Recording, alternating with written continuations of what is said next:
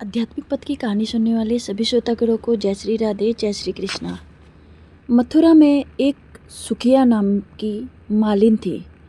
वह ब्रज में नित्य फल बेचने के लिए आया करती थी।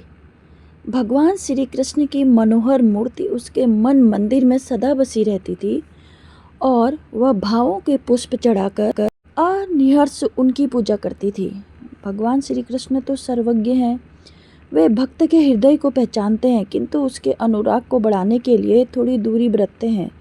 इसलिए मालिन को देखकर वे खेलने के बहाने इधर उधर चले जाते थे। वह मन ही मन कहती, श्याम सुंदर, तुम इतने निष्ठुर क्यों हो?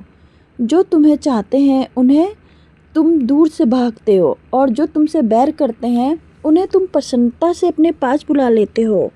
तुम्हारी लीला अत्यंत विचित्र है। उसे केवल तुम ही जान सकते हो। प्रेम की कुछ उल्टी ही रीत है। प्रेमी की अपेक्षा अनुराग को बढ़ा देती है। प्रेम का वास्तविक आनंद तो वियोग में ही है। विकलता उस आनंद को उत्तरोत्तर कर बढ़ाती है। वेदना ही उसका फल है और चाह उस तक पहुंचने का मार्ग है।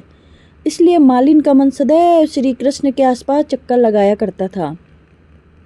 मनमोह को देखने वह अपने आप को भूल जाती। जब मालिन की चाह पराकाष्ठा पर पहुंच गई, उसने मोहन के अतिरिक्त कुछ भी नहीं दिखाई देने लगा, तब श्री कृष्ण ने मिलन की घड़ी निकट आ गई। श्री कृष्ण तो अपने चाहने वालों के पीछे पीछे दौड़ने वाले हैं। केवल चाह सच्ची होनी चाहिए। वैसे तो मालिन साग पात बेचकर मथुरा चली जाती थी, किंतु उसका मन गोकुल में ही रहता था। प्रातःकाल उठते ही वह फिर अपने मन की खोज में गोकुल आती और मोहन के साथ उसे खेलते देखकर आनंद मग्न हो जाती।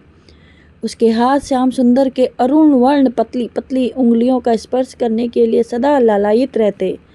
उसके मन की एकमात्र चाह थी कि मेरा शरीर श्याम सुंदर के स्पर्श से पावन बन जाए। एक दिन मालिन मोहन की सलोनी मूर्ति का ध्यान करते हुए ब्रज की गलियों में फल ले लो की आवाज़ लगा रही थी।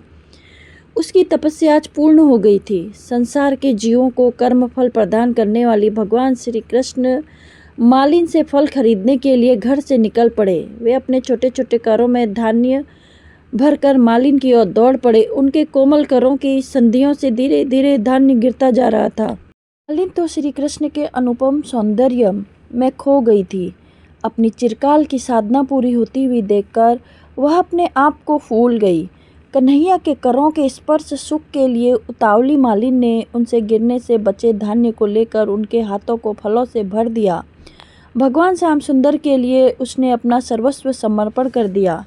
संपूर्ण अभिलाषाओं को पूर्ण करने वाले भगवान भी धान्य कणों के बहाने अनंत रत्नों से मालिन की टोकरी भर दी। मालिन का जीवन सफल हो गया। उसने भगवान के साधारण फल अर्पित करके जीवन का परम फल भगवान की अनुपम भक्ति प्राप्त कर ली। अब तो वह श्री कृष्ण नित्य किटकरी हो चुकी थी। प्रभु ने उसे अपनाकर धन्य कर दिया।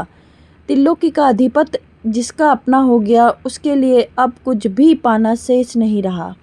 दोस्तों, मेरी ये कहानी अंत तक जरूर सुनिएगा और इससे आप लोग भी भक्ति की ओर जाइएगा। और अगर आपको कहानी अच्छी लगेगी तो लास्ट में राधा राधा जरूर लिखिएगा। जय श्री राधा, जय श्री कृष्णा।